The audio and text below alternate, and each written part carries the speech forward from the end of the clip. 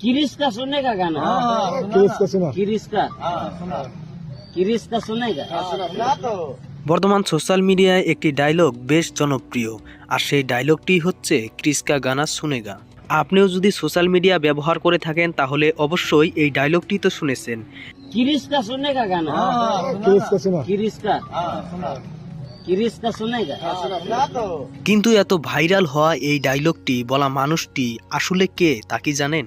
তবে চলুন আজকের ভিডিওতে আমরা জেনে আসি এই ছেলেটির আসল পরিচয়। ক্রিসকা গানা শুনেগা বলা এই ছেলেটির নাম হচ্ছে ধুম। যদিও তার এটা আসল নাম নয়, তবুও মানুষ তাকে ধুম বলেই ডাকে। ধুমের যখন 10 বছর বয়স তখন তার বাবা মারা যান এবং তার মা অন্য একটি ছেলের সাথে বিয়ে হন, যার ফলে ধুম তার চাচার বাড়িতে থাকতে শুরু করে। কিন্তু ধুমের চাচির ব্যবহার তেমন একটা ভালো ছিল না, যার কারণে ধুম বাড়ি থেকে বের হয়ে আসে এবং একটি ভাঙড়ির দোকানে কাজ করতে শুরু করে। আর সেখানে কাজ করে যে টাকা পেত সেই টাকা দিয়েই ধুম চলতো। আর সময়ের সাথে সাথে ধুম মদ্যপান এবং নেশায় জড়িয়ে পড়ে।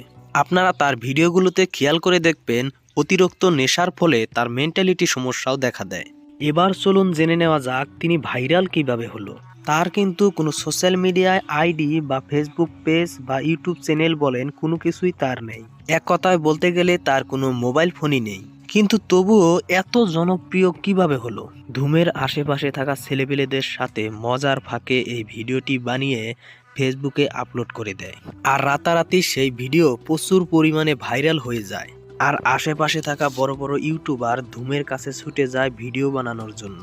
আর এভাবেই একের পর এক ধুমের ভিডিও ভাইরাল হতে থাকে। বর্তমান ধুমের অবস্থা আগের থেকে অনেকটাই ভালো, কারণ এখন আর ধুমকে ভাঙড়ি কুড়াতে হয় না। তবে যাই হোক, তিনি যেন আরও এগিয়ে যেতে পারে। তো আজকের ভিডিও এখানে শেষ করছি। দেখা হচ্ছে আবারও পরবর্তী নেক্সট ভিডিওতে। এই পর্যন্ত সবাই ভালো থাকবেন, সুস্থ থাকবেন। খোদা হাফেজ।